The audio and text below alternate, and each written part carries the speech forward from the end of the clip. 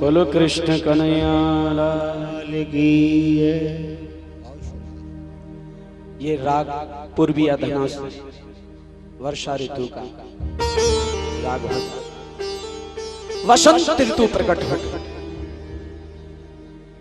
और कथा आती है कि बंधुओं वसंत चारों तरफ खिली है, गोपियां इकट्ठी हो गई हैं।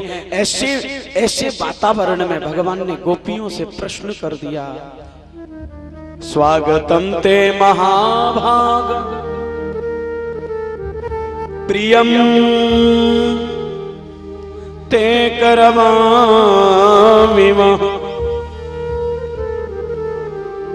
हे गोपियों, हे महाभाग्यशाली गोपियों, तुम्हारा स्वागत है। हे प्रिय गोपियों, मैं तुम्हारे लिए क्या करूं? बताइए मैं आपके लिए क्या कर सकता हूं। और ऐसे ब्रज में जहां घोर निशा, घोर निंद्रा में सोए हुए लोग हैं, घोर निशा का समय हो रहा है, तुम अपने घर बार को छोड़ करके इधर चली आई। इस ब्रज को छोड़ करके तुम मेरे पास यमुना के तट पर क्यों आ गई? वृता गमन कारण। जरा ध्यान से सुनना, भगवान कृष्ण गोपियों से कहते हैं वृता गमन कारण, इतनी रात्रि में क्यों आई हो? इत्थम घोर निशा, इस प्रकार की घोर निशा में आप अपने घर को छोड़कर घृतम विहाय बालकम विहायश्च सब कुछ त्याग करके मेरे पास चली आई हो, क्यों आ गई हो? गोपियों ने जब ये प्रश्न सुना तो गोपियां कहने लगी, वाह प्रभु, पहले तो मीठी मीठी सी तान छेड़ करके बांसुरी में हमें बुला लेते हो, और जब हम आ जाती हैं तो फिर पूछते हो वृतागमन कारण।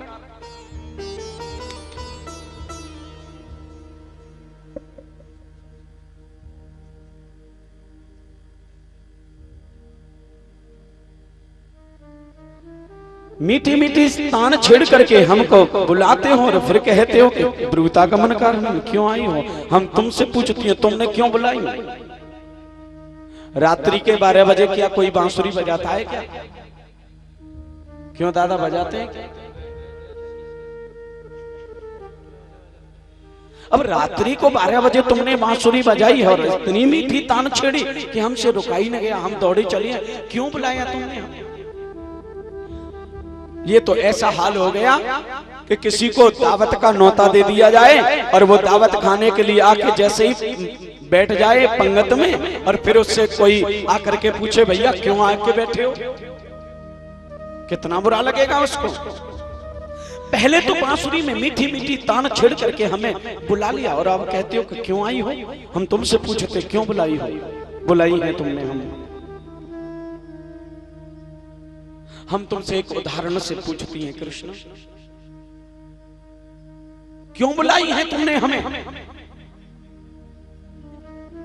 अगर नहीं बुलाना था तो फिर बांसुरी क्यों बजाई? और हमसे पूछते हो क्यों आई हो? बस इसलिए आई है कि कृष्ण तुम्हें देखना था, तुमसे मिलना था, तुम्हारा दर्शन करना था, और सबसे बड़ी बात प्रभु तुम्हारी लीला में सम्मिलित होना था, इसलिए आई है। जब तक तुम नहीं मिले थे तो जो तुम कह रहे हो ना कि इतनी रात्रि में क्यों आ गई हो सब छोड़ करके, अरे जब परमात्मा से मिलने जाता है जीवात्मा तो क्या संसार को लेके जाता है? ईश्वर से मिलने के लिए तो सब त्यागना पड़ता है। इस भवसागर से पार ना हो, पार होना हो, भवसागर से तैर करके उस पार जाना हो तो त्याग करना ही पड़ता है कि नहीं करना पड़ता? अच्छा सही विचार करके बताना आप लोग, अगर किसी को नदी पार करनी हो तैर करके तो कपड़े पहन करके ही कूद पड़ता है या कपड़े उतार के तैरने जाता है? तैरने वाले व्यक्ति को देखना, या तो वो स्विमिंग सूट पहन करके ही तैरेगा या कपड़े उतार करके तैरता है। कपड़े पहन करके तैरता नहीं है।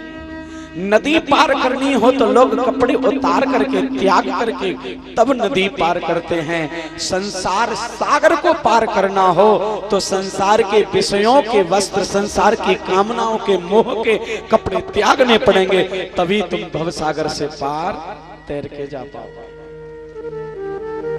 तुम चाहो कि संसार के बेटा बेटी के मोह धन दौलत को भी लेके चले और भवसागर से पार भी हो जाएं तैर के, तो नहीं होगे, फंस जाओगे बीच में।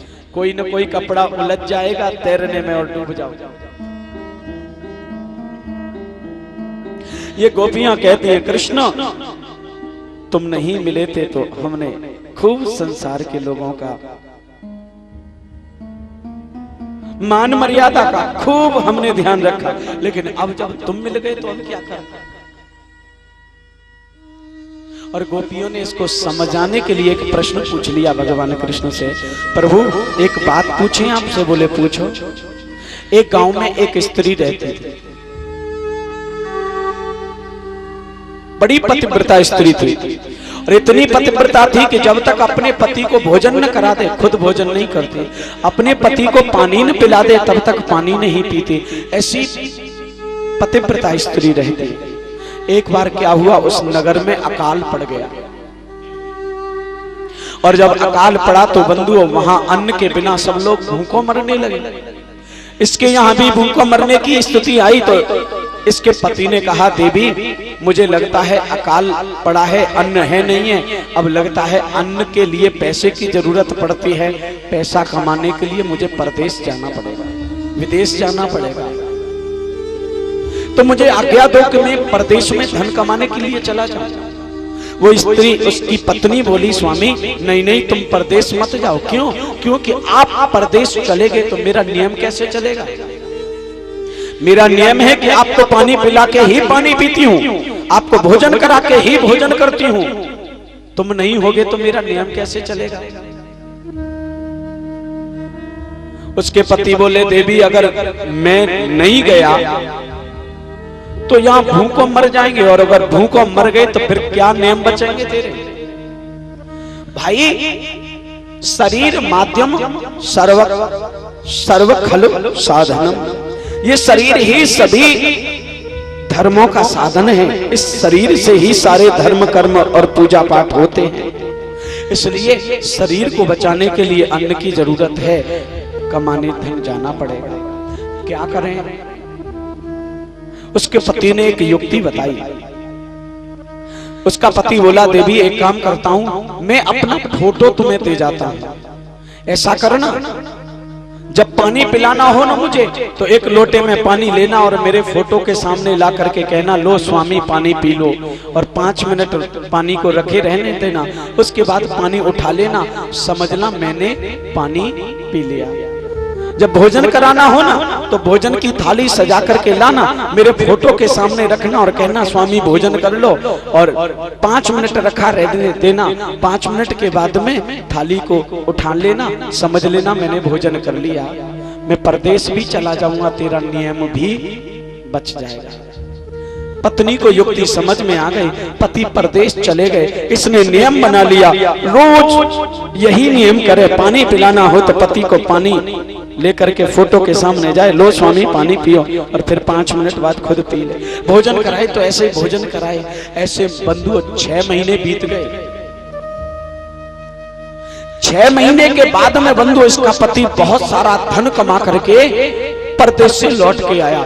और ध्यान से सुनना, जब लौट करके आया दरवाजे पे आके दरवाजा खटखटाया, जिस समय दरवाजा खटखटाया उस समय ये स्त्री अपने पति के फोटो के सामने भोजन की थाली परोस के भोग लगा रही थी, स्वामी लो भोजन कर लो। और तभी पति ने आकर के दरवाजा खटखटा दिया। उस समय उस स्त्री का क्या कर्तव्य बनता है? उस स्त्री को उस समय क्या करना चाहिए? उस फोटो का भोग लगाना चाहिए, या उसके सच्चे पति द्वार पे आ गए हैं उनको अंदर बुला के हाथ मुंह धुला के उन्हें भोजन कराना चाहिए?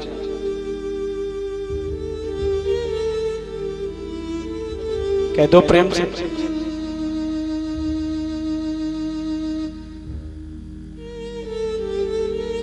प्रेम से बोलो।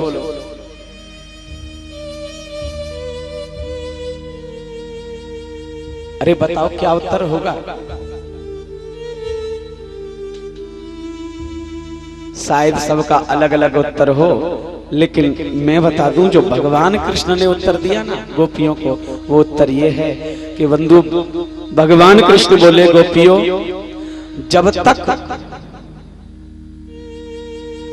उसके पति लौट करके नहीं आए थे तो फोटो का भोग लगाती रही, बहुत अच्छा किया। लेकिन जब उसके सच्चे पति द्वार पे आ गए तो फिर उसको अपने सच्चे पति को बुलाना चाहिए और बुला करके उनको हाथ मुंह धुला के भोजन कराना चाहिए। फिर फोटो के भोग लगाने की जरूरत क्या?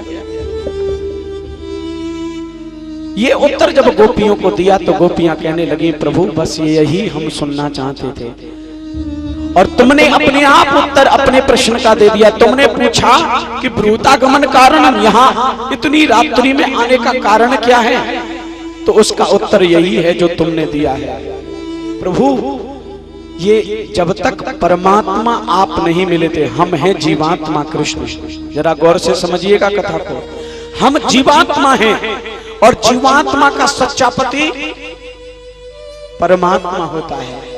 जब तक हे कृष्ण परमात्मा तुम नहीं मिले थे, तब तक इस शरीर के संसारी पतियों की खूब सेवा की हमने, खूब इनकी समाज की परंपराएं निभाई, खूब सेवा की, खूब कान की, खूब इनकी बात मानी। लेकिन प्रभु जब जीवात्मा का सच्चा पति परमात्मा तुम मिल गए, तो अब फिर इन संसार के पतियों की, देह के पतियों की क्या कान करना।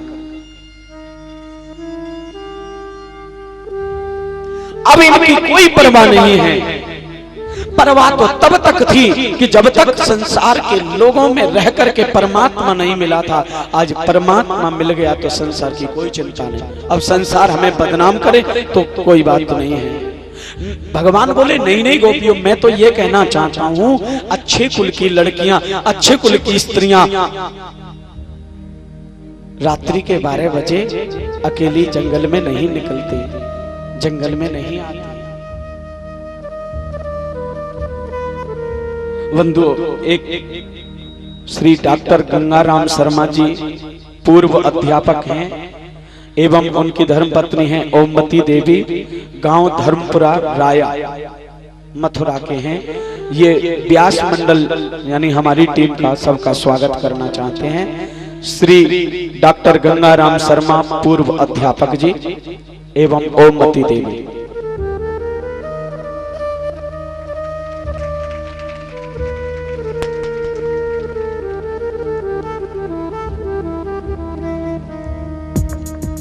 कह दो प्रेम से, जरा जोर से बोलो, आलस्य छोड़ो, एक बार और बोलना पड़ेगा प्यारे जय जय। ये गोपियां कहती हैं प्रभु जब तक आप नहीं मिले संसार की खूब कान की, अब तुम मिल गए तो अब संसार की कोई चिंता नहीं।